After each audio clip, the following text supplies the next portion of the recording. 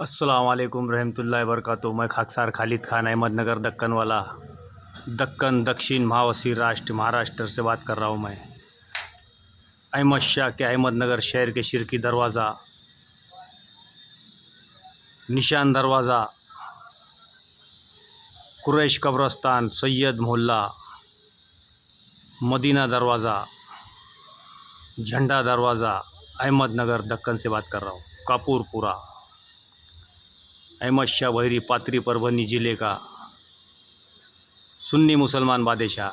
इसने दुनिया के सभी हमलावरों से स्वतंत्रता की जंग लड़ा और लड़ता था। उसका वंशज 170 साल तक के इसने भारत को स्वतंत्र रखा।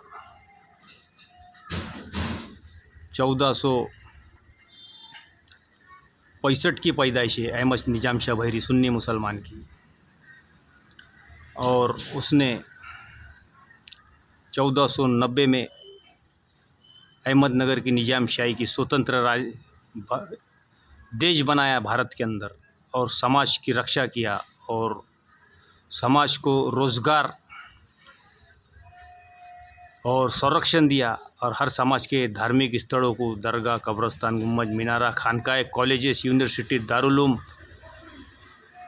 हर चीज़ को हर समाज के लिए बना के दिया। घरदार, दुकान मकान, रोज़गार पैदा करके दिया, उनका संरक्षण किया परप्रांतियों से। तो अहमद शाह बहरी सुन्नी मुसलमान पात्री परभनी ज़िले का है। इसकी ये जो राजधानी है, जो आज हम दक्कन दक्षिण महावसीर राष्ट्र महाराष्ट्र जिसे कहते हैं, अहमदनगर की निजाम शाही का मालिक, उसका बानी और उसकी परपुती सुल्ताना चांद बीबी। इसने भी पूरे वर्ल्ड के हमलावरों से लड़ी। ये फ्रांस पुर्तगीज़ों को लेटर दे के गोवा के बॉर्डरों पे, बॉम्बे के किनारों पे, समंदरी किनारों पे सुल्ताना चांद बीबी ने और उसके वालिद, उसके बाप, उसके अब्बा हुसैन शाह, इनने जो है तो जंग लड़े स्वतंत्रता के। और चंगेज़ खान ने मलिक अंबर को ख़रीदा था। चंगेज़ खान ने मलिक अंबर को ख़रीदा था। ये चंगेज़ खान और मुर्तज़ा शाह सुवम के ज़माने में पहला दुनिया का रॉकेट बनाए थे अहमद शाह के ख़ानदान ने। अहमद शाह बहरी अहमद बादशाह के ख़ानदान ने ये रॉकेट बनाया हुआ है। और दुनिया की सबसे पहली तोप भी वो लोगों ने मुल्क मैदान तोप बनाई, जो चांद बीबी के ससुराल में रखी हुई, वो अहमदनगर की तोप है। और चांद बीबी उसके यहाँ के उसके अब्बा के कब्रस्तान बाग रोज़े में दफन है। यहाँ पर बाग रोज़ा है। और 12 इमाम की, बड़े 12 इमाम की जो सवारी बैठती मंगल दरवाज़े पे हवेली में, बड़े 12 इमाम की हवेली जिसे कहते हैं, वहाँ पर अहमद शाह बहरी की हवेली थी। अहमद शाह ने सबसे पहले सन 1505 में उसके लिए वो महल और हवेली बनाया था, जो मंगल गेट के बड़े 12 इमाम बैठते हैं वहाँ पर। वो मस्जिद है और वहाँ पर खानकाए, मदरसा, कॉलेज था, और वहाँ पर उसका महल था अहमद शाह का। और बड़े बड़े अहले बैत वली अल्लाह दफन है वहाँ पर अंदर हवेली में।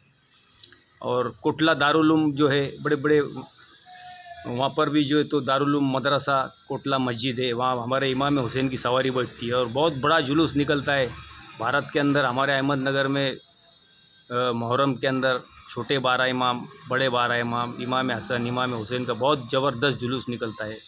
और क्यों उनका नाम निकलता है यहाँ पर, कि अहमद शाह बहरी ने जो है तो इसको मदीने के जैसा शहर बनाया था। और यहाँ से अल्लाह के दीन का काम, बोले मैं मदीने के जैसा पूरी दुनिया में फैलाऊँगा दीन। और मैंने वहाँ से जो हवेली जो बनाया उसने मंगल दरवाजे की, बड़े 12 इमाम की, जिसे आज हवेली कहते हो, अहमद शाह ने उसके लिए वो हवेली बनाया था। और मस्जिद, दरबार, खानखाए, लंगर खाने, मुसाफिर खाने सब बनाया था अहमद शाह बहरी ने। और कुतुब खाने, लाइब्रेरियाँ बनाया था, और मदारिस मकातिब बनाया था। और ये ऐसे जो है तो बड़े बड़े कॉलेजेस बनाया था। यहाँ पर जो है तो पूरे दुनिया से जो लोग इल्म सीखने आते थे, तो 367 कॉलेजेस थे छोटे बड़े यहाँ पर। और वर्ल्ड का सबसे बड़ा कॉलेज जो है दारुल उलूम कोटला यूनिवर्सिटी था, जो पूरे दुनिया से लोग यहाँ पर पढ़ने के लिए आते थे। तो वही 367 कॉलेजेस, यूनिवर्सिटी, दारुल उलूम, मदरसे, लंगर खाने, मुसाफिर खाने, सराय खाने, कुतुब खाने, लाइब्रेरियाँ, पुस्तकालय, ये खोलो वापस से। क्योंकि हमारा जो अहमद शाह बहरी महाराष्ट्र का सुन्नी मुसलमान था, ये उसका मालिक है ये। तो वही उसने बहुत बड़ा ज्ञानेश्वर था अहमद शाह बहरी, और समाजवादी था। सब उसने जो है तो ज्ञान, एजुकेशन, इल्म दिया। और अल्लाह ताला ने फरमाया ना कि भाई परवर पैदाइश आदम, जब परवरदिगार आलम ने अपनी कुदरत कामिला से ज़मीन और आसमान, लूह वो कलम और आलम अरवा को बनाया, आलम अरवा को पैदा किया। तो ये जो है तो हमारे अब्बा आदम को यहाँ पर जो है तो अल्लाह ताला ने माफ़ी दिया यहाँ पर दक्कन दक्षिण के अंदर श्रीलंका में, और बोला कि ये लूह और कलम अभी पकड़ ले हाथ में, इल्म ले ले और इसके ऊपर नकल करके अमल पैरा हो जा। अगर ये लूह कलम कभी छोड़ देगा, ये कॉफ़ी और पेन कभी छोड़ देगा, तो मेरा तेरा दुश्मन इब्लिस उठा लेगा इसको, ये कलम को और कागज़ को, ये लूह और कलम को, और ये कॉफ़ी और पेन को, पेंसिल को।